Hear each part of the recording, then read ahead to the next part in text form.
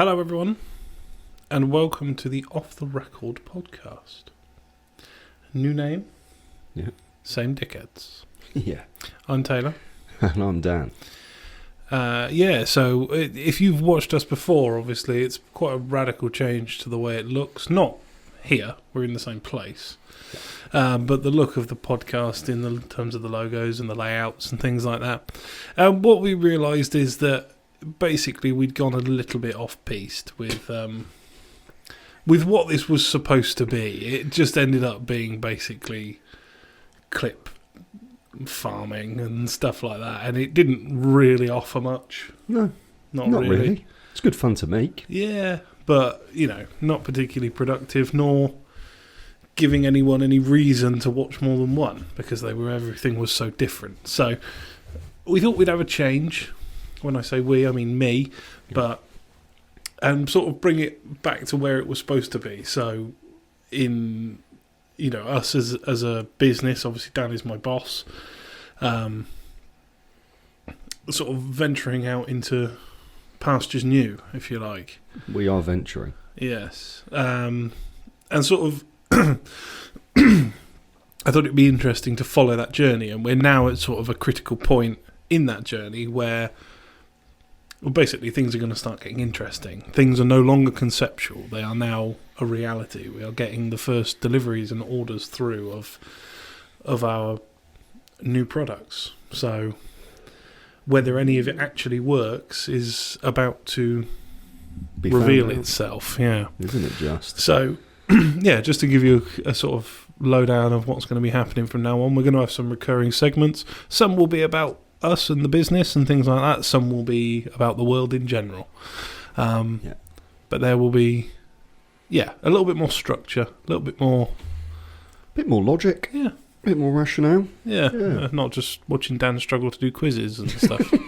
Which is, as entertaining as that is, this hopefully will have more substance. Yeah, we just got to let him talk. Yeah, which is a fucking worry. So the first thing I thought we'd do is, just so you can sort of understand us as people, is just have a bit of a catch up. Yeah. What's been going on, Dan? What's been going on in your personal life? Fucking hell. All sorts, really. I had intended starting 2025 as a new me, and I kind of gave up on that pretty quick. I was supposed to be doing like regular runs, more exercise, fucking trying harder at sports, all that kind of jazz, really. Try and focus on some less work-related matters. Although work for me is my life, whatever you want to call it. I just enjoy doing what I do on a daily basis that brings an income in. But yeah, that was the aim. I've got a bit of a strange dynamic at home. So October, I rented out my spare room to a friend that I play football with. You are aware of this situation and who that individual is, but you, Motley Crue, are not. And this chum of mine called Brad, he's a good old boy. But it is weird. After living alone for, 3 years, to all of a sudden have somebody there 24/7 it's an interesting mix. Do you not find that he just gets on your wick constantly? At the beginning, yes. At the beginning, I let it bother me. I let little things and little characteristic types and the way he communicated, it annoyed me. And I don't know why I let it bother me, because eventually we've had so many proper, deep conversations that now we understand each other as human beings a bit better. There's a lot more patience, there's more respect. And I actually now really enjoy living with him. Like, he maintains the flat more than I do. Makes me feel guilty about 2 times a week when he gets up after 3 hours sleep and just starts cleaning everything. And I'm thinking, oh fuck. If he's doing that and this is my place, I should probably put more effort in. But yeah, we put a dartboard up around Christmas. So that's taken over life quite a lot. And I've actually got a nice little anecdote on this. I've dragged this out longer than I should have done, but just a quick one. 2 nights ago, he's sat on the sofa, we're watching telly, there's some crappy championship game on. And he's like, right, I'm gonna go play some 301 in a minute. I was like, I might join you. And he's like, pointless, mate, you're fucking shit. And he's... And for some reason, the immediate shock factor of it hit my ego. Just a tiny... I was like, all right, okay. And he's like, 'cause we gave each other like darts pseudonyms and like nicknames. We had to pick our own ones. I've got one as well. Oh no, we had to pick each other's. Sorry. So yeah, he was Brad the Prospect, then surname, and I'm Dan the Butcher, surname. The Butcher? Yeah, because I butcher darts, like not in a good way. It was like an insult to me at darts, and I've called him the Prospect. I've been nice. But yeah, he's like, to be fair, mate, butcher by name, butcher by nature. I don't think you could throw a dart through Pat Butcher's earrings. And he went, and they're like fucking that. And I was like, okay. So we go into the bedroom, start playing. I dust him 5 games to nothing. I'm throwing averages of like 54. I'm hitting doubles first or second dart. Like, he's just, his face is just sinking. It's just sinking. He goes, right, well, let's match 1 to you then. And I thought normally he gives up when he's losing. He's like, go on. So I've heard. He went, match 2, let's go. First game. He's killing me on the actual like high scores, on the threes. Gets down to doubles though. Bang, first dart. Fuming. So yeah, that's been my personal. My mate's exactly the same, Callum. He can't score for shit. He cannot score for shit. Yeah. But he hits doubles like no man's business. So I'm just it's just 5 minutes of blind panic, me trying to get as many darts at a double as I possibly can before he gets there and hits it in one trip. Yeah. Like, fuck off, mate. Yeah, we were much harsher with our, but we did try and do it properly because we went to a darts event. Yeah. And we were filling out. It's something to follow the score in, and it was an app. And you have to, if you set it up as if you're a player, even if you just want to like spectate. And it said nickname. I was like, oh, we got to do that. We got to do that. Yeah. So we swapped phones. His nickname was Cack-handed. So yeah, he's Callum Cack-handed surname, and because he's right-handed but throws darts left-handed. What? Yeah, I know. Mental, isn't it? He's right dominant on everything, but he throws darts left-handed. I think he's cack-minded. Yeah, so cack-handed. You can see where the name comes from. And he called me Slapdash. I was like, okay. I can see your point. But actually, he shot himself in the foot because Slapdash is a transformer, which is actually quite cool. So, yeah, he wasn't happy when he found that out. But, yeah. Like there you go. it. Cack-handed and Slapdash. The joys. We like it. That's been my life, mate, of late. It's just been a bit of darts and work and fucking living with somebody and trying to understand how that dynamic can work well and also how it can fail miserably. Yeah. What about you? What have you been up to, you scallywag? Oh, not a lot is the honest answer. But no, well, if we want to go from the new year, obviously I wanted to try and sort my weight out a little bit. Yeah. Recently started that. Yeah. And it's been a change. Let's say it's been a change. Just it's more the mindset than anything else. Yeah. Like, you're in the shop and you go, no, I don't need that. But it's the active thought of me going, no, I don't need that. Do you know what I mean? It's a difficult mindset to get into. Not for most people, but for a gluttonous twat like me. Yeah. You tried shopping lists? They don't work for me. They've never worked. Even when I'm not on a diet, they don't work. What does that mean? Because I don't know. I just don't follow it. That's why I go to the same shop every time. I won't even go to another branch of the same shop. I have to go to that shop because I know where everything is. So I walk past it, and I know as I walk past, I'm going to pick up one of those. So mentally, I know what I'm going to get. Yeah. But for whatever reason, shopping lists just don't work for me. I reckon, or whatever system you just change the shop. Because it infuriates me if something that's on the list isn't there. Right. It annoys me. Okay. But if I haven't got a list, I just go, oh, they haven't got that, I'll get that. Fair. Okay. Do you know what I mean? I understand it. Yeah. I get that. I wonder how many people watching this are going to have the same... Almost none. It's not relatable, but, Fair. But if my therapist is watching... Yeah. Read into that one. So yeah, sorry. Food. The other thing was just trying to sort out. I've never in my life have I had savings. No. And I was telling Dan yesterday I actually put money somewhere that I cannot touch it. Because before, if I've had savings, it goes into a savings account, and then by the end of the month, it's no longer in the savings account. It's trickier to do that when I don't have access to the money. So True. yeah, Smart move. it's not a lot, but it's a starting point.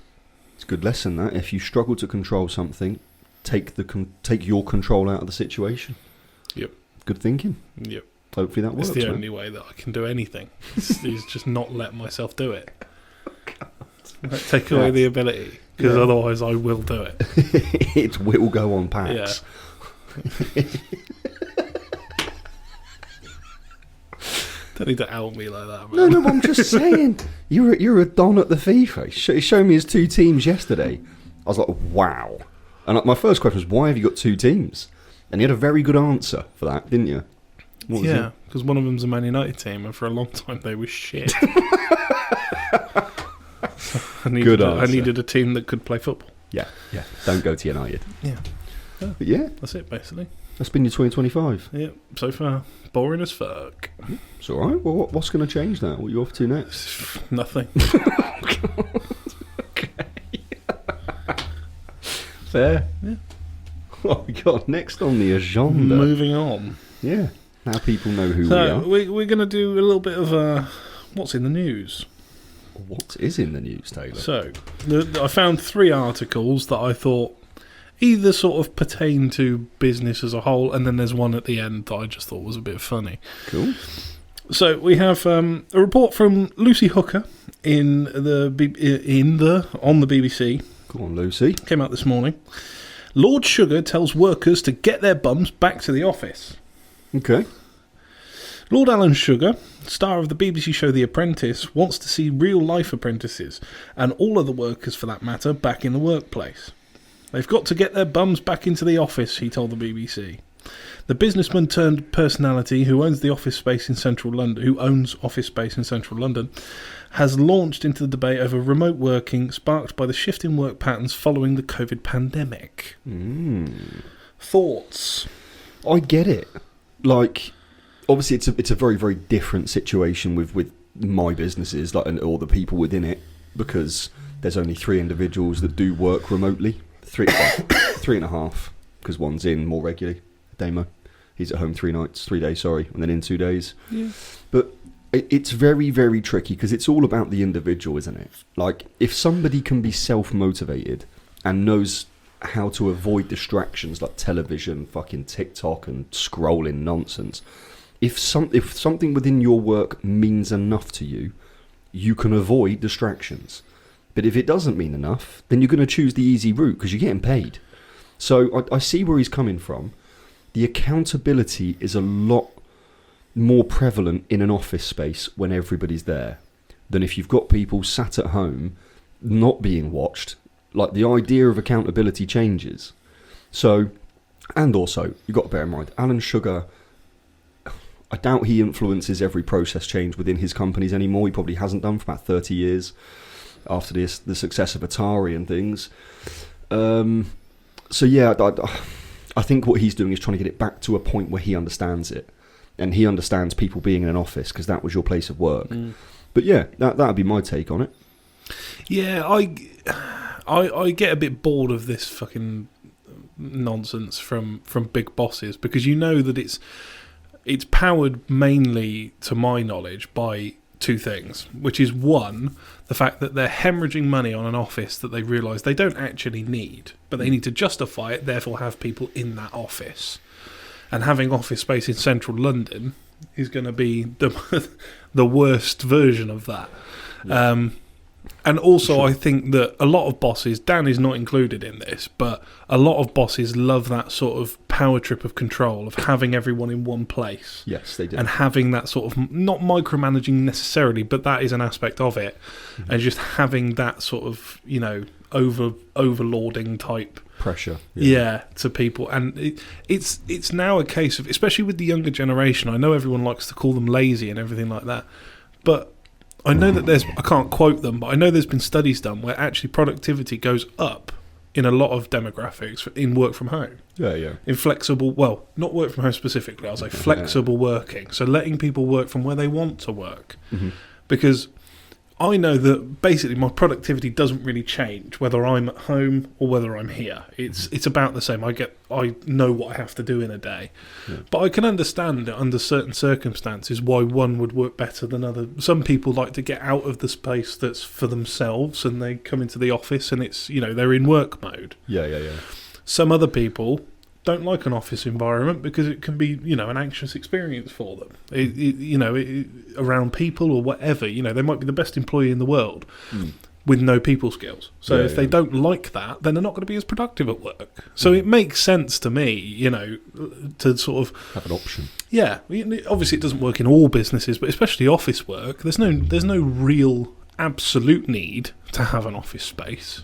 Well, it all depends on it. He's obviously got the data on his productivity levels pre-COVID, when everyone was in the office, and post-COVID, where you've got this hybrid working model. So I think realistically, he's seen that there's a fucking problem. And I must admit, of all of my mates who do work from home, one of them in particular stands out. This is genuinely true, by the way. I can't name the company he works for, and I'm not going to name him, but it's a massive UK bank, right? Huge company. They employed him to do what is the equivalent of floor walking, right, from home. So his job entailed this. He has his computer set up at home. On the screen, it shows how many individuals out of 70 within his department are on calls in a moment. Throughout the day, his job was to click on one of the calls and listen in, make notes, feed it back to the individual. He was given no number to complete in a day. So when he's done 5, 10, 15 of them, the individuals that he had to do, he would then ask his manager, right, I've done that, now what would you like me to do? Just floor walk. He goes, yeah, but I'm working from home, so I literally can't do what you're asking me to do, so what do you want me to do? Well, you've done it then, haven't you? He got paid for 3 years to sit at home and play his Xbox. No joke. And then the individual wanted to do work. And they said, no, we haven't got it. Like, it's insane. So basically, they paid that lad, let's say, 28 grand a year to not contribute towards the success of the business of that bank. You can't keep paying people to do fuck all. No business survives on that model. Yeah, I think that does stem, though, maybe not in your mate's case, but a lot of the time is where there's a lack of respect, isn't there? There's no... I respect Dan enough that, if he lets me work from home or I ask to work from home, and I respect him enough to know, right, well, I've still got all the same responsibilities. Dan is still the same bloke, whether I'm at home or whether I'm here. Yeah. So I still respect him enough to get the work that needs to get done, no matter where I am. But I think that dynamic, especially as the business grows, because obviously we are a small business here. There's only 13, I think, people in total. So it becomes immediately apparent if someone's not pulling their weight, basically, in this business. Because there's nowhere to hide. Yeah, exactly. Nowhere to hide. So, but equally, everyone has the same level of respect for Dan to get the work done. There's people that used to work in the office every single day that now live elsewhere and haven't missed a beat. No. Because there's a level of respect. Whereas I think in big businesses, and more specifically where the dynamic between boss and employee has either broken down or was never there, if people see an opportunity, people are going to take an opportunity. If there's not that foundation of, look, this is what needs to get done, and I will be watching and keeping an eye on you. But yeah, interesting, isn't it? Yeah, I like that. Yeah. Good luck, Sugar. Hope it works out well. No, Lord Sir Sugar. I was nearly on The Apprentice back when I was 22. You poor sod. Yeah, I know. What a waste of time. Here we go. This one is from... I don't know how to say that name. I'm going to say it how it's spelled. Dear Bell Jordan and Lucy Ackerson. Cool. Sorry if I've mispronounced either of those. They're not watching, don't worry about it. From today. Second-class post on Saturday is set to be scrapped. Yeah, okay. Royal Mail should only deliver second-class letters and parcels every other weekday and not on Saturdays to protect the future of the UK's postal industry, the industry regulator has proposed. Ofcom said the universal service obligation must be reformed as people send fewer letters every year but stamp prices keep rising. The one price goes anywhere USO means Royal Mail has to deliver post 6 days a week from Monday to Saturday and parcels on 5, Monday to Friday. Ofcom said Royal Mail should continue to deliver first-class letters 6 days a week, but second-class letters will be limited to alternate weekdays. Go on, you go first on this I mean, the reason they give is that the Royal Mail lost something like £425 million last year. Wow. Yeah, but surely doing less of your job is not the way to rectify that. Surely there's a more fundamental problem somewhere in that chain that is causing a loss of 425 million, not second-class letters every day, because you're going every day anyway. Surely efficiency says that you do it every day. How can reducing the amount you deliver ever improve anything? Ooh, that's an interesting one. Well, you know, literally deliver. This is what I mean. Not in terms of workload or anything, but just I don't understand that at all. Really, that makes absolutely no logical sense to me. But I'm sure Dan's going to call me an idiot now. But not at all. No, keep going, mate. Keep going. I can't see that. I mean, fuck me, the posties that we have only work till about 1 o'clock every day anyway, so there's definitely room for improvement on efficiency. Yeah. I used to call our old postie in Whitney, his name was Jeff, and I gave him the nickname Half a Shift, because he'd come in at about 12:10 and go, "That's me done." No, it's not. You take more letters. There's no wonder my fucking orders that are from online take 4 weeks to get here. If you're only delivering 6 parcels in a morning, you lazy twat. Get back to work and fucking do some more, you prick. Oh, God. Yeah, I love it. That's my outlook on it. Big old rants. Get stuck into.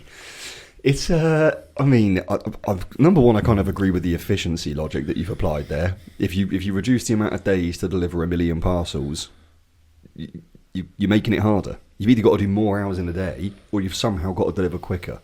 Well, I think we've kind of mastered efficiency for what we have accessible on this planet, i.e. vehicles. We get there quicker. We've got a trolley now that the guy has in the back of the van that he can wheel out to like one road of houses, so he's not driving to every single house. We like it. They've obviously gone through a lot of the processes here. The reason why they're £425 million in a fucking hole, there's 2 big reasons. Number one, emails.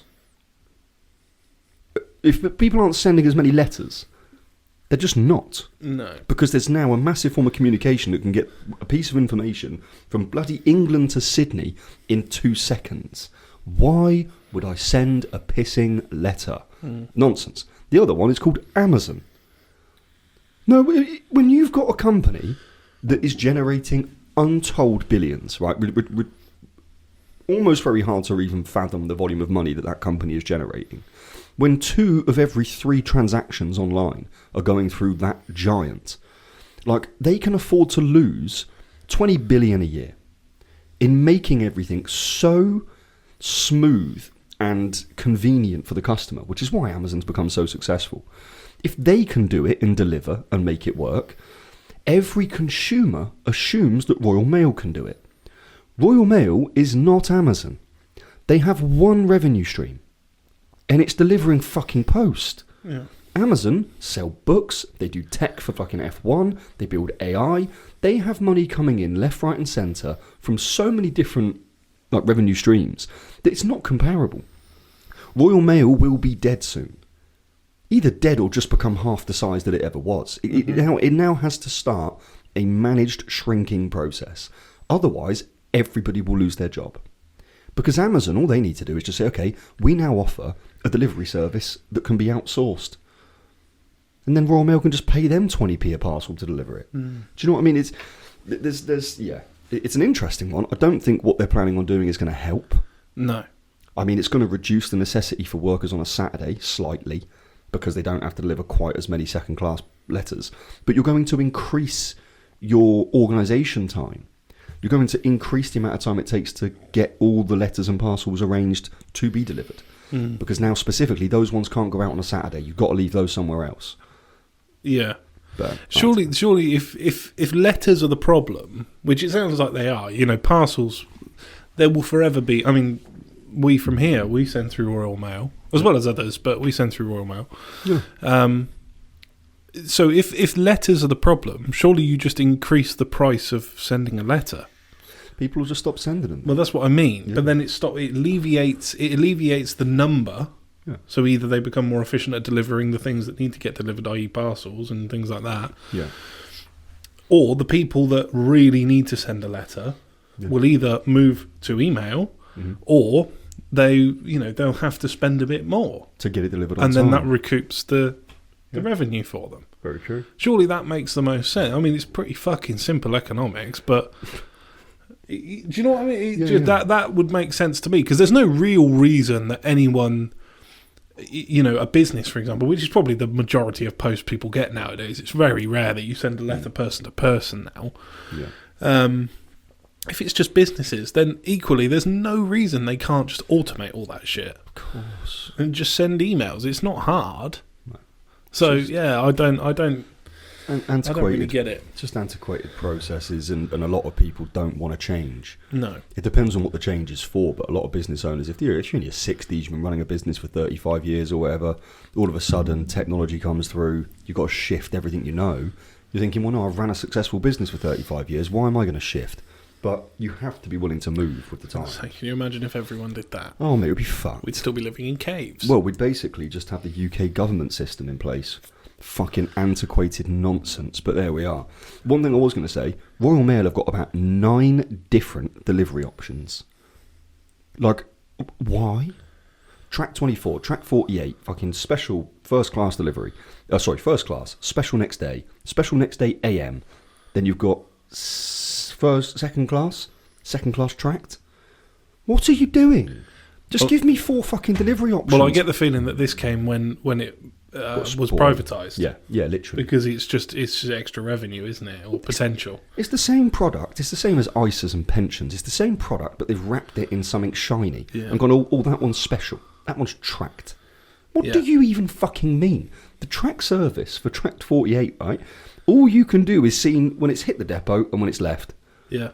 You've tracked basically fuck all, bro. Yeah, because I wanted to... Rich was going to order me something the other day, and he said, what, track 48? And I went, no, just the cheap one. He went, that is the cheap one. Yeah. I'm like, what?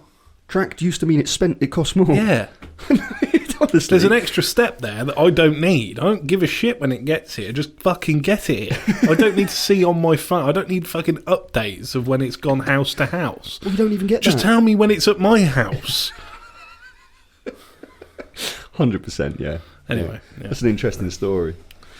And then I thought we'd do a nothing news funny one for the last one in the news segment.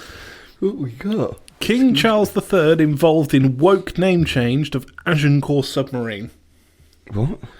King Charles was involved in a decision to change the name of the new royal submarine from HMS Agincourt to HMS Achilles, a move which was branded as woke nonsense by former Defence Secretary Grant Shapps. The name change was announced this week and followed reports of concern within the Ministry of Defence that the original name for the vessel may have offended the French. Agincourt refers to the battle England won against France in 1415 as part of the 100 Years' War. The move was also called woke and pathetic by another former Tory Defence Minister, Sir Gavin Williamson. It's not clear whether Sir Gavin or Shapps were aware that King Charles supported the efforts to find another name. There is only one answer for that article. It's 2 words. Who cares? That is not news. No, but at its worst, you're offending the French. Who doesn't want to do that? It's funny. Oh, God. I wasn't looking at it quite the same way, but yeah, okay. I mean, that's how many human beings in this country have wasted time reading that. Well, not even that. There was definitely a fucking committee that decided it was a problem, and they're all getting paid with government money. Which is our money. Yeah. Oh, God, it doesn't matter. Who cares what the fucking boat's called? No, Can it do something different now you've changed its name? No, it's still a pissing boat. It's going to shoot torpedoes. A country who don't own it and have nothing to do with it might be a little bit happier with it. But, again, who the fuck cares? It's a pissing If they've got a problem, use the fucking thing against them. I don't give a shit. This is fucking nuts. This is mental. The amount of times, I know I've just hit 30 and maybe that's what it is, but I've been like this since I was about 14. You just see this stuff and it's apparently news. I'm going, but who needed to know that? Who, in the general public, needed to know that some king has changed the name of a bloody boat? That's benefited nobody's existence. I'm not being funny, but has he not got better things to be doing? I should fucking hope so. He's been getting paid a lot of money to be the king. 300 million a year is something ridiculous. And also, fucking Grant Shapps, like, you're a government minister. Fucking get on with shit. Don't call shit woke nonsense just because you've got a backbone now you're not in office, you prick. What, you disagree with his remark? Well, sort of. Not the fact that it is woke bollocks, but...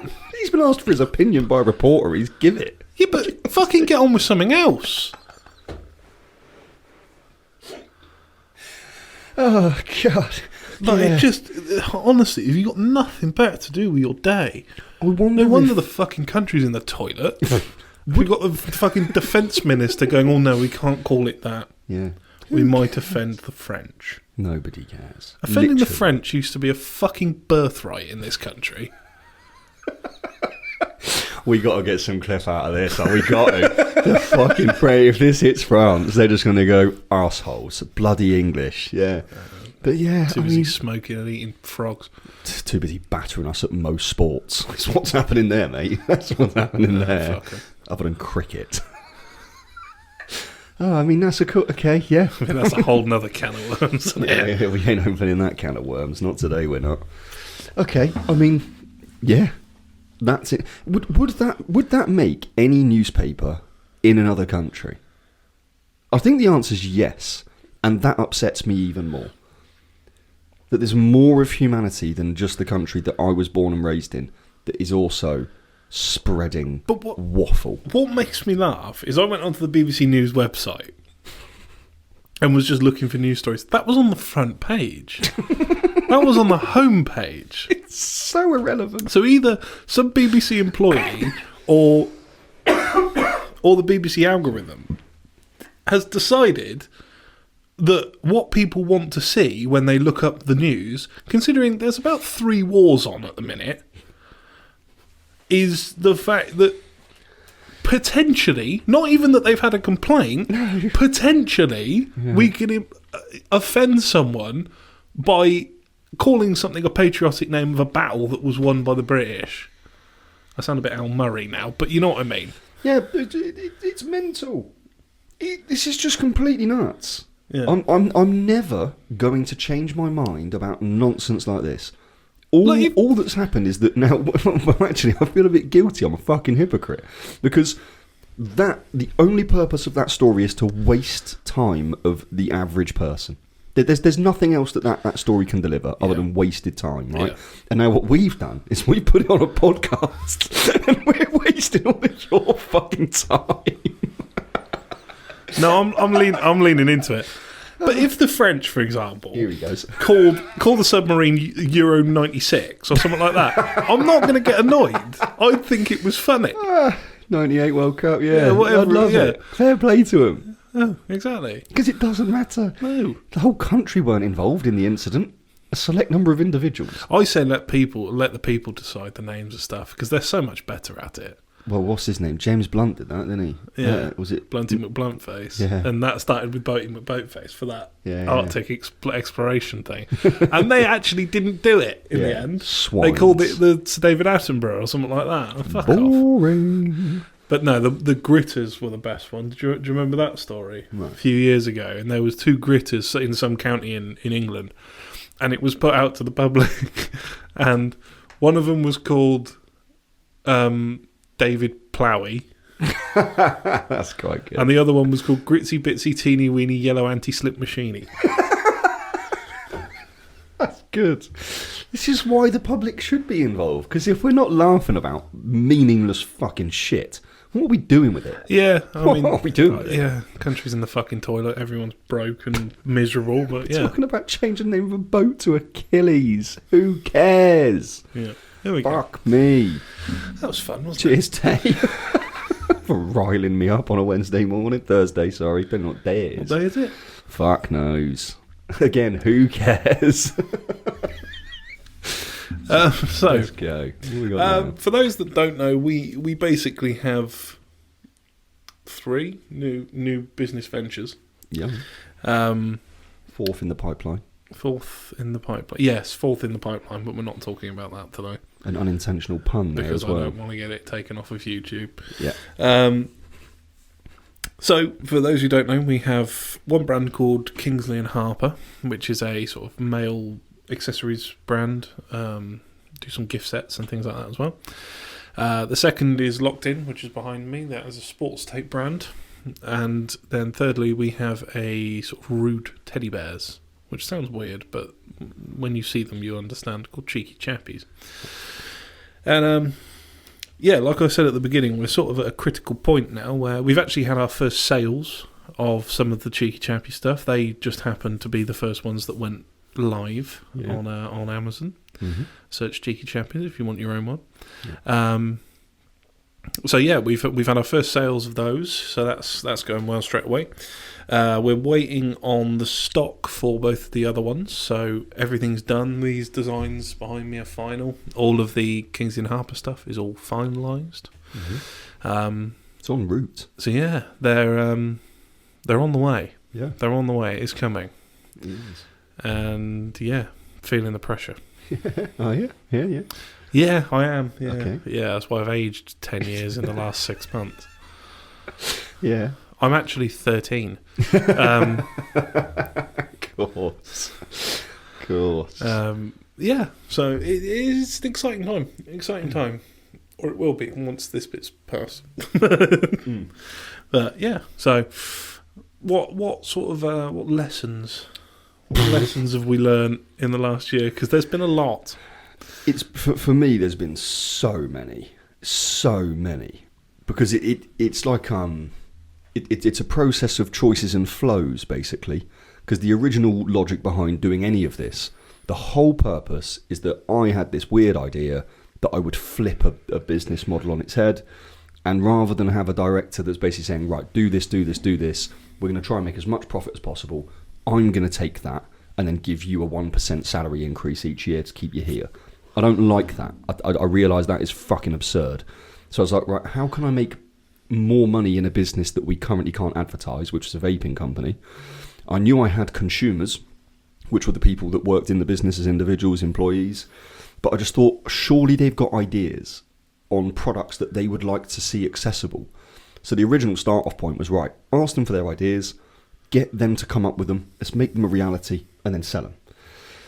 What we ended up doing after trialing that method is picking 4 specific projects, or 3, which is what Taze just mentioned. And in my head, it was like, right, we can afford to give all of them a go.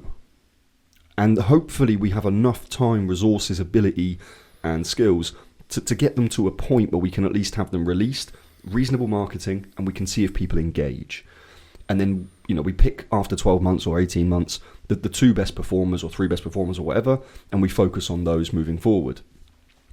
What I've learned in the process is that, number one, all 3 projects are completely new things that we've never done as a business.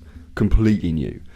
And we now have a medically registered product, being those sports tapes, or they will be within the next 2 months. We've now filed for them to be medically registered. There's so many processes that you just would never, there's no way of you knowing they exist until you start doing it, basically. And what I've learned is I've stretched resources so thin that what we've achieved is incredible. In 8.5 hour days amongst 13 people, for 6 days a week, it is crazy that we've actually got these brands to a point of completion and now possible to sell them. But what I've also learned is one of my original forms of logic, which is choose one thing, focus on it, and exhaust it, right, until it's perfect, or as perfect as you can get it. And that was my model for the vaping aspect of the business life. And then I flipped it. Now, in flipping it, I'm learning that there was good reason behind my previous logic, but also we wouldn't have found out the answers quick enough unless we'd gone down this route, which is a very imperfect route, okay? I've learned that I don't know marketing. I've learned that I don't understand, in society's eyes, what a fair price for something is. Because we wanted to create the Kingsley and Harper brand as being a luxury men's brand. And then when we started looking at the pricing that we were going to charge people, retail pricing, it meant by definition that we couldn't call ourselves a luxury brand. And solely because of the price. Not because of what was made, how it was made, how it got here, the testing processes. They're all completely irrelevant. Like, who of you out there could tell me the testing process for a Fendi wallet? The brand Fendi, for example. None of you could tell me the process of creating that, delivering it, but yet millions of people, or hundreds of thousands of people, are willing to spend £130 on this little piece of leather. And it blew my mind. I couldn't understand that the average individual, despite the average salary being like 26, 28k or whatever, they were willing to spend £100 on a bloody wallet. It literally blew my mind. I was like, what the fuck is this shit? But it just highlighted to me that because of my own attitude towards consumerism and buying stuff, that I am irrelevant. In modern day society as a consumer, I am irrelevant. I don't help brands or businesses because I don't buy into their ethos. Like, you know, especially expensive stuff. I think, what the fuck are you doing? You're trying to take more of my time away from me. Because that's all my money is a representation of the time I've invested into a goal and an outcome. But yeah, that was so rambly. I'm sorry, Tay, but that's what I've learned. It's just fucking mental. But I've also learned that you can take a group of individuals with no proven track record or skill set, i.e. an academic certificate, and they can go and achieve things. I think that any business guru or angel, if they'd looked at the individuals within this business, including me, they would have said that this is not, what you're doing is not going to what, you can't get it to the point of completion. I bet you they all would have said the same thing. And yet we've done it. So I'm just super impressed in the individuals around me at pushing forward and making something become a reality and being okay with problems. We've hit so many big hurdles that would normally be a knockback beyond repair. And we've all just stepped up and gone, nope, that's the cards we've been dealt. We're going to fucking keep going. We're going to keep playing. We're going to make sure this works. So yeah, that's been my learnings. What about yourself, Tay? I think, like you said, just following on from that point, just a willingness to learn as well. You know, I don't think we've had much pushback from many people when we've gone, okay, we want to try this, who's going to do it? Someone always said, yeah, let's do it, let's give it a go, I'll do that, whatever. And I think it speaks volumes of the tightness of the team that are here, if you know what I mean. I think, even though I agree with what you said, that, you know, taking a group of fucking mongs and trying to get us all to create 3 businesses simultaneously, effectively, whilst running a multi-million-pound revenue business. Yeah, on top of I can't even remember my point now, but just getting a group of people who don't have the knowledge. I think it speaks volumes of the business acumen, because I don't think if you look at another business of a similar size where the dynamic is different, that it would work. Mm-hmm. So in a way, I do disagree with Dan in that. I think it speaks more of him and how he runs the business and the people within it. You know, like I said earlier about the respect. I think there would have been more pushback from people if there was a selfish dynamic like there is in a lot of businesses. You know, it's been a lot of hours, a lot of stress, and a lot of work for a lot of people. And like I say, it's all about pulling weight, and that weight, even when it got heavier and heavier and heavier and heavier, you know, there were certain people who stepped up and sort of ran with it. You know, within the business, and I think that's really good. The other thing I've learned is that, honestly, I think cracking the fucking Da Vinci Code would be easier than getting something medically registered in this country.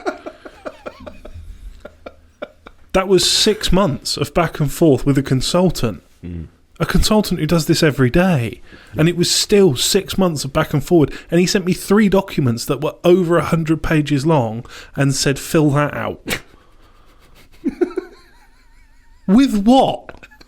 What am I supposed... I don't even know what half of the words in each sentence mean. And yet I've got to somehow fill this out. And he went, it's easy. I'm like, I'm sure it fucking is for you. Yeah. But yeah, that honestly nearly drove me insane. The closest I've ever been to a full-blown mental breakdown was the middle of that. Yeah. It was nuts.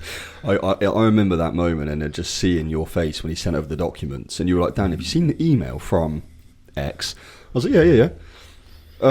What am I supposed to do with that? I was like, well, very good question, mate. And what we're going to do is we're going to get him to do it. Yeah. He's like, what? I was like, we'll ask him to do it. We'll ask very nicely, explain the situation, that we're paying you for the consultancy. By you now communicating with us to complete these tasks, you're wasting my time and your time. Why are we, 2 businesses, wasting the one resource we can't buy back?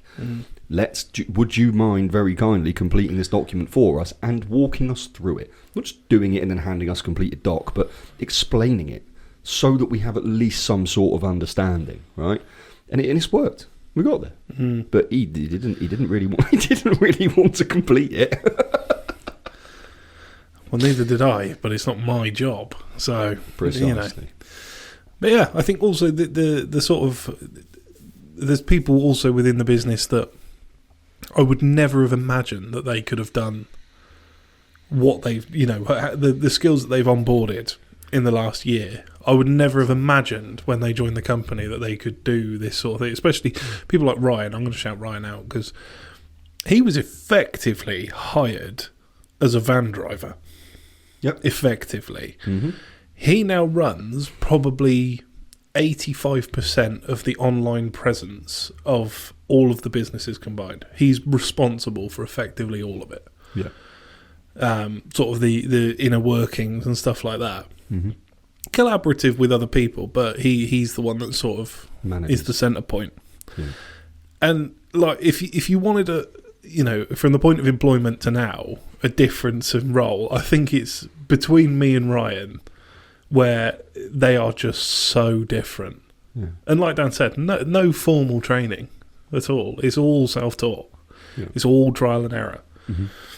So for those who don't know, my official title is marketing manager. Manager is a little bit misleading because it's a department of one person. Yeah. But yeah, there's no managing. There's no one to manage. There's many things to manage, but no one. Yeah. But yeah, I think if you'd have told 19-year-old little Tay-Tay, fetus Tay-Tay, when he joined the business, that in 7 years' time I'd be doing what I'm doing, he probably would have jumped into a river or into traffic. But, things happen. You've done it. Shit changes. You've done it. And here we are. Yeah. That's a really interesting point about Rye. Because, let's be honest. How Ryan got the job here is insane. Like, it makes 0 sense. But more insane than me? Way more, yeah. Because he was not applying for a job. Oh. I knew Ryan on a personal level. And we just spent, I think it was the 4th time I met him, we spent like an hour and a half chatting in the car. And he just told me his backstory. And I just saw this individual that was never given the right opportunity or nurturing and belief. Nobody had shown belief in him other than himself, which is so hard as an individual to do the things that he had done in his career, his working life before coming here. Like, what I knew was there, but I didn't know how to get it out of him. What I knew was someone that I was like, how the fuck have you not either got your own business, or why are you not managing someone else's? And I mean managing at the top level of it. But I knew I couldn't bring somebody in on top of everybody and go, right, now you've got this role, you're going to be paid the most in the company because I know what your capability is. I couldn't do that. So I had to give him a role that was basically the least responsibility, in essence, but it gave him an opportunity. And if I could see that he was willing to take that low-level opportunity, then what I thought about him was true, right? That's how he got a place in this business. He has since gone on to build an eBay channel that has over 25,000 reviews, and he started off with £300 worth of stock of shit that we couldn't sell. That's how he started. He's done that. He set up an Amazon account, which has now turned into 5 different Amazon accounts that he has learned by himself. I mean, what he's achieved it's incredible. In my opinion, in terms of the action, I believe what he has achieved in his working life is way, way greater than what I have. It's my honest belief. And I can say that about a lot of you in terms of what you've done in this business and across the board, these different responsibilities or facets. Like most people just wouldn't give you guys the trust to do it. And I'm not saying that it's credit to me. It's probably like more my naivety that allowed that for me to have so much confidence in that process. Because me at 17, there's no reason why I should have been able to set this company up. I had no history other than selling frozen Capri Suns and bouncy balls and butane lighters at school. Like, there was no rationale. But if my dad and his partner believed in me having capability with no evidence to support it, who the fuck am I to take that opportunity away from someone else? So all I wanted to do was go, thank you so much, world, life, for giving me my opportunity. Let me fucking give it back. Yeah. And honestly, it is incredible. I couldn't be more proud of the group of people that we have here. I've had consultants from America, consultants from the UK, from Asia, say that what we've achieved as a team, they don't understand it. They do not comprehend how we've done what we've done. And I love that. That means more to me than any number. You couldn't say, oh, your business is worth 20 million quid, well done, Dan. That's not cool. What's cool is achieving the unachievable. I fucking love it. I absolutely love it. It's incredible, man. Yeah. Yeah, and like I said, I don't think it could have been achieved. I think this group of people is literally a perfect storm scenario. You managed to get a group of, let's say 8 of the 13, I would say, have been here for a significant amount of time, considering we're all young, basically. The oldest in the business is 42. 45. Is he 45 now? I believe so. Fucking old cunt. But yeah, the oldest person in the business is 45, but joined when he was 34, 35, something like that. Mm-hmm. I mean, even to have a group of people like that, of you know, the ones that have been here a long time, that were all willing, no matter whatever came, to all pull in one direction. Yeah. All time, you know, all times. Mm-hmm. You know, whatever came up, whatever changed. You know, the amount of shit we've been through in this business, whether it be TPD, endless news stories when we were predominantly vaping based. Well, we still are, but not. Well, that probably won't be the case forever. But you know, the amount of shit that we've managed to overcome and find ways round and all pull together, and it's very rare that anyone has an issue with it and leaves and stuff like that. You know, the staff turnover here is insanely low. Yeah, and I just think it speaks to the. I mean, I don't mind saying I've had family members over the last few years saying, you were so successful at school, why are you still working there? Why are you still working there? And I've always said to them, because I'm fucking happy. I don't care. You know, I was on minimum wage for the longest time, but I didn't care because I didn't hate coming to work, which is the first time I'd ever been able to say that was working here. And it's true. I hated every job, and there's not many days where I dread coming to work, and it's never because of work. Do you know what I mean? It'll be personal stuff. I love hearing that. Yeah, Well, that's what I mean. Like, you know, if I'd have gone on and I'd taken I remember one of the first conversations we had. You said you're a bit overqualified to work here, aren't you? Mm-hmm. Based on my schooling and stuff like that. I could have gone to uni. I could have done. Well, I was on track to go do medical school, effectively, because I wanted to be a psychiatrist. And that was sort of the track I was on. Decided I didn't want to do that and took a job here. Yeah. But equally, my I don't know if you remember how I joined this business, but it was equally a bit as weird. Not quite as weird as Ryan, but I'd just been fired from my last job for a completely bullshit reason. I was still in my work suit. I remember I came in, and I'd been relatively friendly with like Damo and Chris, and they could see I was a bit sort of down in the dumps. And Chris went, "What's up, mate?" And I went, "Oh, I've just been sacked." He went, "What, you need a job?" I went, "Yeah." And he went upstairs, he got on the phone to Steve Talbot, said, "I've got this guy, he knows about vaping, give him a trial shift." Got a trial shift, and that was it. The rest is history. No interview, nothing. So even from day dot, I know it wasn't Dan directly, but obviously he employed me, but putting trust in people who don't necessarily deserve it on face value, but give them a fucking chance. too right. My dad's got a weird story about that. I've got to keep this one relatively brief, but at the time it was a young guy. My dad and his father owned an antique business in London back in the 60s and 70s and early 80s. And there's a guy called David, I won't name his surname, but he's now a very, very, very successful individual. He weirdly got into garages. Like, he bought 480 garages over a 20-year period for rental income, and now he's just sold them all. He's got properties and things, but anyway, really bright guy. And this guy asked my dad's dad for a job. He goes, like, I just want to learn. I don't know how to do it, I don't know what I'm doing, but I know I want to be in jewellery. And my dad said to his dad, "Give the boy a chance." That's all he said, was just give the boy a chance. And because of that, David's life has become what it's become in terms of like the level of success and contentment. And he is like an admirable human being. Like, the way he conducts himself is admirable. He's 60 odd years old and he runs 5 miles every day. He reads books every day. He's a very switched on individual. But it all goes back to that thing. Someone's got to be given a chance to see what they can become. If you don't give them the chance, especially below the age of 30, how do you know what they could become? You've got no idea. And don't pass a judgment until you see them in action. Don't look at a human being and go, "That's what they're going to be made for." You've got no idea. I think people do cast opinions way too swiftly, and then just be patient. Let people see what people can do and then judge them. Don't judge them before you've seen. But mad really, mate. I do pinch myself on a regular basis and think, is this really my life? Because it's so contrast to my upbringing. Like, it is unbelievable. I know I'm very good at bottling up emotions. I do it pretty fucking well. But there have been so many occasions where it's like I get teary.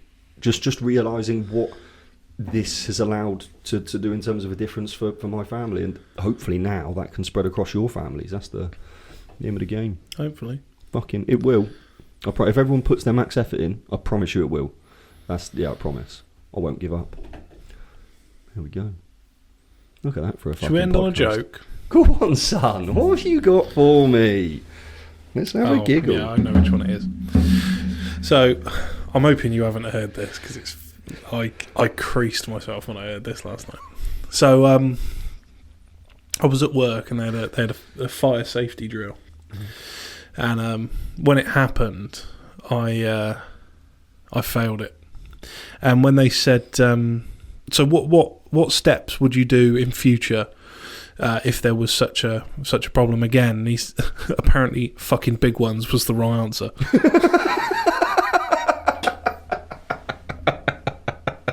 I like that. That's good. That's good. That is good. There you go. That's a good joke. Yeah. I've got one, but I don't want to say it because it's very, very bad. But it's my sense of humour. Do it. Oh God. Okay. Oh God. How do you upset a plumber? I've heard this. Go on. I can't remember it though. Oh, I don't want to say the punchline because it's so bad. Oh, damn.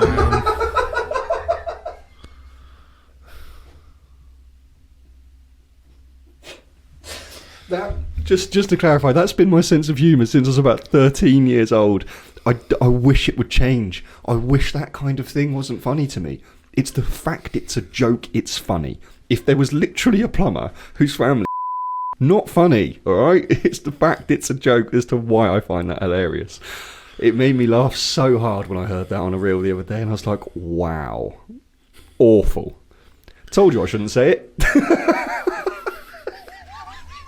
You won't have heard what he said, because I'll have to beep it. But just know that it was fucking abhorrent. Yeah, the reaction says it all, doesn't it? Yeah. Look at him, he's so disappointed with me, as he should be. It's no different to how I feel about myself, so yeah. It's all good. just not my sense of humour. My sense of humour is far more dry than that. Yeah, But I'm just degenerate. there we go. Well, I hope you enjoyed. Cheers. A little bit more structure to this one, so hopefully you enjoyed. If you did, good. If you didn't, okay. Yeah. Tatty bye.